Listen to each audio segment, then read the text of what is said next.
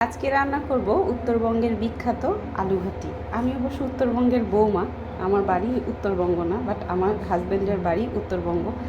সেই সুবাদে তাদের অনেক পছন্দ, বাট আমার অনেকটা সময় কেটেছে আপনার রংপুরে, উত্তরবঙ্গে। ওখান থেকে আমি আপনার এসএসসি কমপ্লিট করেছি। তো এখন আমি রান্না করব আলুঘাটি। তো চলুন রান্নাটা শুরু করা যাক। দিয়ে দিচ্ছি পেঁয়াজ। পেঁয়াজটা অবশ্যই সুন্দর করে ভেজে নিতে হবে। পেঁয়াজের সাথে আমি কিছু তেজপাতা, এলাচ আর দারচিনি দিচ্ছি। অল্প করে দিচ্ছি আমি এলাচ আর দারচিনি, আমি গুঁড়া ইউজ করব তাই। তো চলুন পেঁয়াজটা সুন্দর করে আগে খুব সুন্দর করে ভেজে নিই।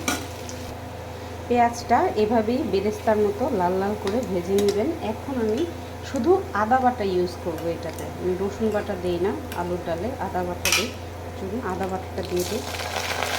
এরপরে আমি আস্তে আস্তে একটু ভেজে নিয়ে আস্তে আস্তে গুঁড়ো মশলাগুলো দিয়ে দিব। এখন আমি দিয়ে দিব লবণ, পরিমাণ মতো লবণ দিয়ে দিলাম। এরপর আমি দিব হলুদ গুঁড়া। আমি ডিম দিয়ে যখন রান্না করি তখন আমি শুধুই হলুদ গুঁড়াটা ইউজ করি। যখন আমি মাছের মাথা কিংবা মাছ দিয়ে রান্না করি, মাংস টাংস দিয়ে রান্না করি, তখন আমি মরিচের গুঁড়া দিই। আদারওয়াইজ আমি আলুর ডালে ডিম দিয়ে রান্না করলে মরিচের গুঁড়াটা ইউজ করি না। আমি একটু ধনিয়ার গুঁড়ো দেবো, দিয়ে দিয়েছি ধনিয়ার গুঁড়ো, জিরের গুঁড়ো আর সামান্য একটু গরম মশলার গুঁড়ো। যেহেতু আমি গরম মশলা আস্তে ইউজ করেছি, এই জন্য আমি গুঁড়োটা একটু কম ইউজ করেছি। এখন এই মশলাটা সুন্দর করে কষিয়ে দিচ্ছি, কষিয়ে পরে আলুটা। মশলাটা আমার সুন্দর করে কষানো হয়ে গেছে। এখন আমি আলু এবং সাথে টমেটো দুইটাই দিয়ে দেবো।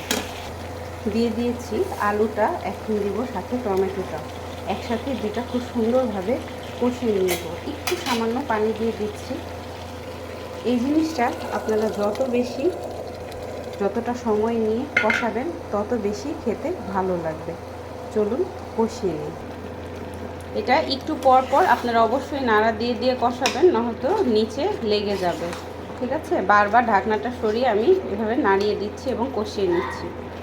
আর একটু সাবধানে করবেন, এই আলুটা কিন্তু ছিটে আবার হাতে পড়লে কিন্তু ফোসা পড়ে যাবে, এটা কিন্তু অনেক গরম থাকে। তো একটু পর পর ঢাকনা তুলে নাড়িয়ে দিবেন, সাবধানে নাড়াবেন অবশ্যই। দেখুন আলুটা খুব সুন্দর করে কষে গেছে এবং চতুর্পাশ থেকে তেলও উঠছে, ধোয়া দেখেছেন, চতুর্পাশ থেকে একটু তেল তেল তেল তেল দেখা যাচ্ছে। এখন আমি পরিমাণ মতো পানি দিয়ে দেব। এখন আমি ডিমটা আর কাঁচামরিচগুলো দিয়ে দিব আলুর ঢালের ভিতরে, দিয়ে আমি এটা সুন্দর করে বলক দিয়ে নিব। চলুন তাহলে এখন আবার ঢাকনা দিয়ে ঢেকে দিই সুন্দর করে।